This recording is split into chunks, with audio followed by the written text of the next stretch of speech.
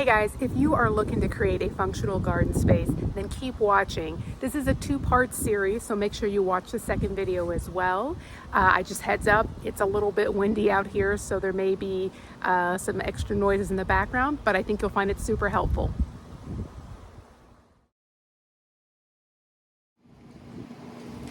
So the first thing to consider in designing a garden pad is the location. And specifically, what is the sun exposure? Most of us are going to be using a garden pad for fruit and vegetable growing, which truly need approximately 8 hours of sunlight to do their best. And so most of the time, southern or western parts of your lot or sides of your house are going to be what you're looking for. Something else to consider in terms of location is you may have a southern or western exposed area, but if you've got a lot of tall structures, to include trees, fences, or even the side of a building that may cast a lot of shade, that might impede some of what you're trying to achieve in terms of what you're growing on your garden pad. Sometimes you can make it work for you, especially if you have some, sun-sensitive fruits and vegetables, but for the most part, you just want to make sure you've considered that so that you don't set this up and then you're really not able to give your plants the optimal sun that they need. Another thing is functionality. If you want to put your garden pad where there is easy access to water or the driveway, because you may need to be hauling a lot of things, dirt, other materials. You want to make sure that this is not going to be in an area that you're really not going to have easy access to, or that you're not going to be able to get the resources you need to the garden pad from that area. And then the last thing I would say is aesthetics.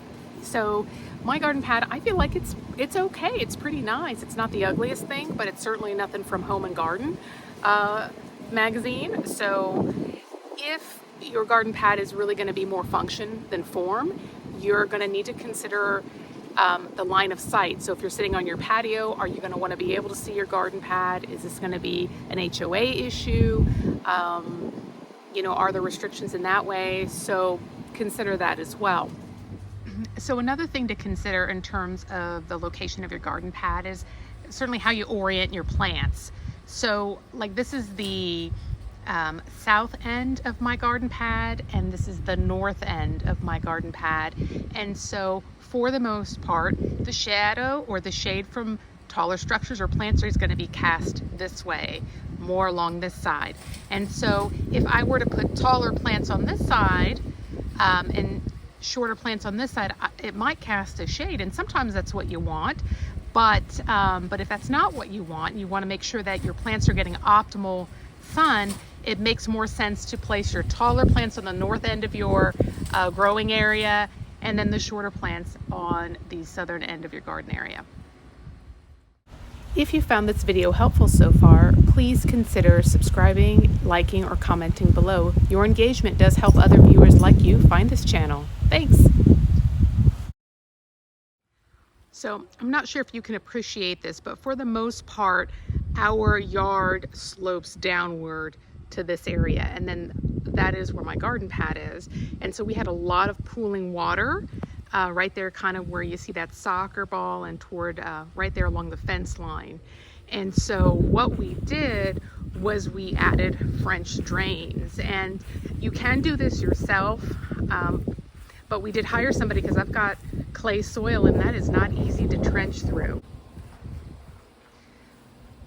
So essentially what we did is we've got a French drain that runs along this entire fence line here, and then from that downspout here, it's buried, and then there's a French drain that runs along all the way to the corner of our fence line, and then that empties out into a pop-up valve which goes into a culvert.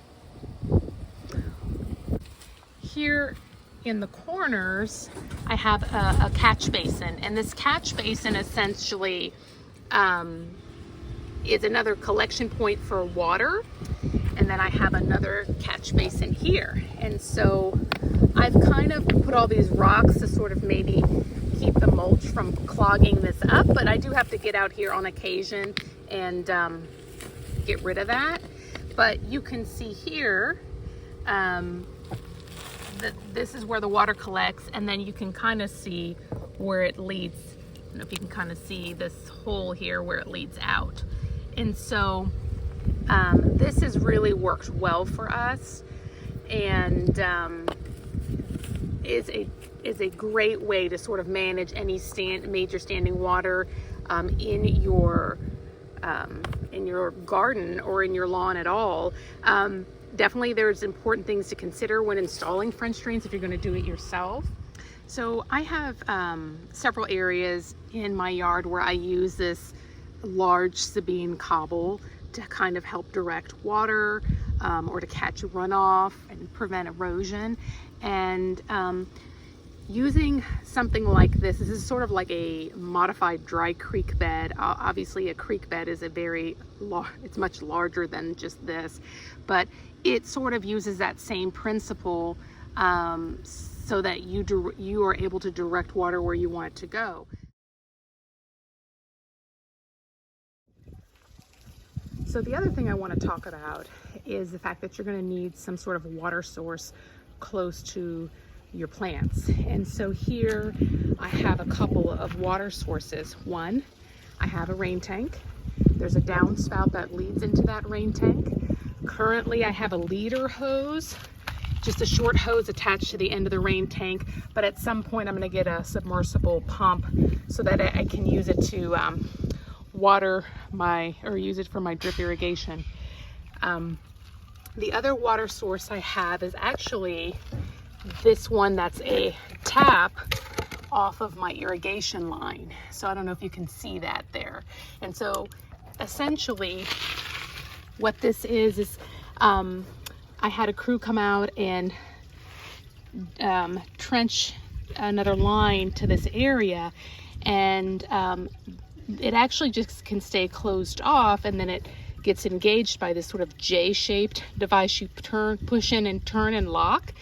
And so if you don't already have like a spigot on the side of your house by your potential garden pad, this is something that you can consider if you have an irrigation system. I'm sure there's other ways to get around this, but this is what we did. And speaking of which, this is currently, I've got a hose splitter, which is super handy. So you can turn one spigot into two essentially. And so I have one that I have just a handheld hose attached to, and then the other I have my automated drip irrigation system, which is almost a necessity here in Texas with all this heat.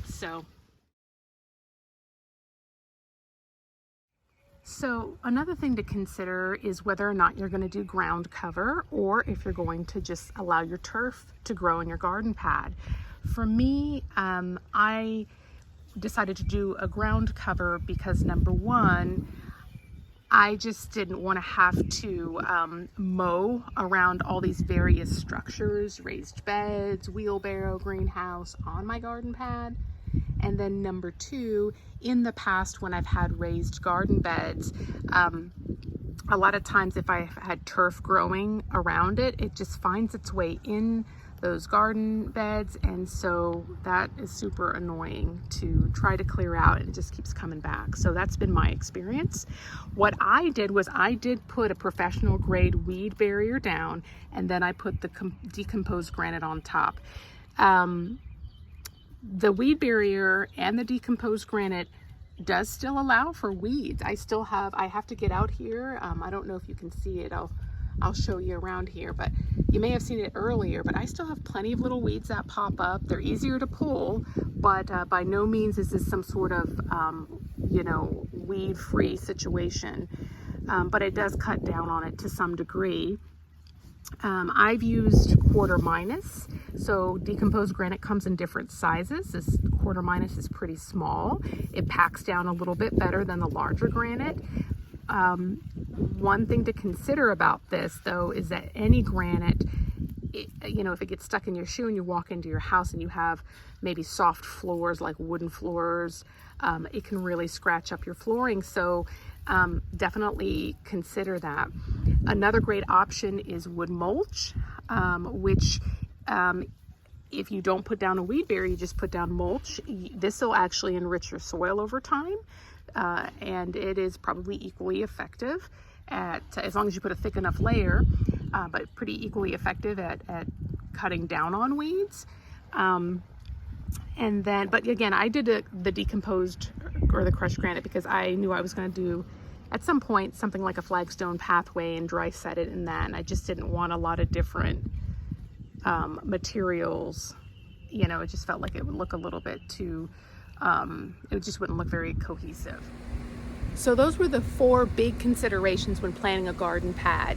I've got an additional 4 considerations. Be sure to check them out in this next video.